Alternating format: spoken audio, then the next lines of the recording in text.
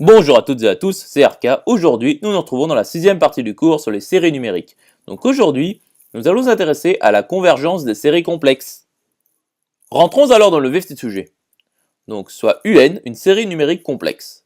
Donc, il existe AN et BN, des suites réelles, telles que, pour tout n de n, UN est égal à AN plus IBN. Donc, démontrons que sigma UN converge équivaut à sigma AN et sigma BN convergent. Donc voyons l'implication directe. Donc sigma UN converge. Donc pour tout P et Q appartenant à N2, somme pour K allant de Q plus 1 jusqu'à P des UK est égale à somme pour K allant de Q plus 1 jusqu'à P des AK plus IBK, qui est égale à la somme pour K allant de Q plus 1 jusqu'à P des AK plus I fois somme pour K allant de Q plus 1 jusqu'à P des BK. Donc, le module de la somme pour K allant de Q plus 1 jusqu'à P des UK est égal au module de la somme pour K allant de Q plus 1 jusqu'à P des AK plus I fois la somme pour K allant de Q plus 1 jusqu'à P des BK. Avant de continuer, démontrons un lemme fondamental. Donc, nous l'avons démontré malgré cela dans une vidéo antérieure. Donc, pour tout A et B de R2, module de A plus IB est supérieur ou égal au max du module de B et au module de A. Donc, module de A plus IB carré moins module de A au carré est égal à A au carré plus B au carré moins A au carré qui est égal à B au carré qui est positif ou nul. C'est-à-dire module de A plus IB au carré est supérieur ou égal au module de A carré. Donc, module de A plus IB est supérieur ou égal au module de A, car ce sont tous des éléments positifs.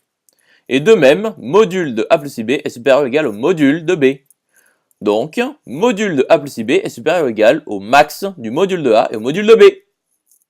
À présent, poursuivons la démonstration. Donc, nous savons que pour tout PQ de N2, d'après la démonstration précédente, eh bien, le module de la somme pour K allant de Q plus 1 jusqu'à P des AK plus I fois la somme pour K allant de Q plus 1 jusqu'à P des BK est supérieur ou égal au module de la somme pour K allant de Q plus 1 jusqu'à P des AK. C'est-à-dire, pour tout PQ de N2, le module de la somme pour K allant de Q plus 1 jusqu'à P des UK est supérieur ou égal au module pour somme pour K allant de Q plus 1 jusqu'à P des AK. Et pour tout PQ de N2, le module de la somme pour K allant de Q plus 1 jusqu'à P des AK plus I fois la somme pour K allant de Q plus 1 jusqu'à P des BK est supérieur ou égal au module de la somme pour K allant de Q plus 1 jusqu'à P des BK. Or, sigma UN est de Cauchy car convergente. Donc, pour tout epsilon de R étoile plus, il existe n appartenant à grand N tel que pour tout PQ de grand N2, P supérieur ou égal à grand N et Q supérieur ou égal à grand N implique que somme pour K allant de Q plus 1 jusqu'à P des UK en module est inférieur ou égal à epsilon. Donc a fortiori, pour tout epsilon de R étoile plus, il existe n appartenant à grand N tel que pour tout PQ de N2, P supérieur ou égal à N et Q supérieur ou égal à N implique que module de la somme pour K allant de Q plus 1 jusqu'à P des AK est inférieur ou égal à epsilon. Et pour tout epsilon de R étoile plus, il existe n appartenant à grand N tel que pour tout PQ de N2, P supérieur ou égal à N et Q supérieur ou égal à N implique que le module de la somme pour K allant de Q plus 1 jusqu'à P des BK est inférieur ou égal à epsilon. Donc, sigma N et sigma Bn convergent. Intéressons-nous alors à l'implication réciproque. Donc, sigma N et sigma Bn convergent. Donc, d'après l'inégalité triangulaire, pour tout PQ de N2, le module de la somme pour K allant de Q plus 1 jusqu'à P des UK est inférieur ou égal au module de la somme pour K allant de Q plus 1 jusqu'à P des AK plus le module pour somme pour K allant de Q plus 1 jusqu'à P des BK. Or, pour tout epsilon de R étoile plus, il existe N0 appartenant à N tel que pour tout PQ de N2, P supérieur ou égal à N0 et Q supérieur ou égal à N0 implique que le module de la somme pour K allant de Q plus 1 jusqu'à P des AK est inférieur ou égal à epsilon.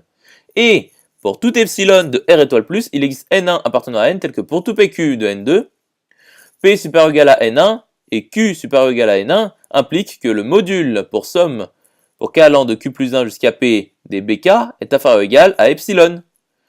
En prenant epsilon' égale à epsilon sur 2 dans les deux assertions précédentes car epsilon est arbitraire, nous obtenons, en prenant également n2 est égal à n1 plus n0, nous obtenons alors, pour tout n de n supérieur ou égal à n2 implique n supérieur ou égal à n1 et n supérieur ou égal à n0, car n2 est égal à n1 plus n0 qui est supérieur ou égal à n1 et n1 plus n0 est supérieur ou égal à n0. Et donc, nous obtenons pour tout epsilon de R étoile plus qu'il existe N2 appartenant à N tel que pour tout PQ de N2, P supérieur égal à N2 et Q supérieur égal à N2 implique que le module de la somme pour K lambda de Q plus 1 jusqu'à P dAK plus le module de la somme pour K lambda de Q plus 1 jusqu'à P dBK est inférieur ou égal à epsilon. Donc a fortiori, pour tout epsilon de R étoile plus, il existe N2 appartenant à N tel que pour tout PQ de N2, P supérieur égal à N2 et Q supérieur égal à N2 implique que le module de la somme pour K lambda de Q plus 1 jusqu'à P dUK est inférieur ou égal à epsilon. Donc, sigma UN converge. J'espère que cette vidéo vous aura plu et vous sera utile. Nous nous retrouvons dans la 7e partie.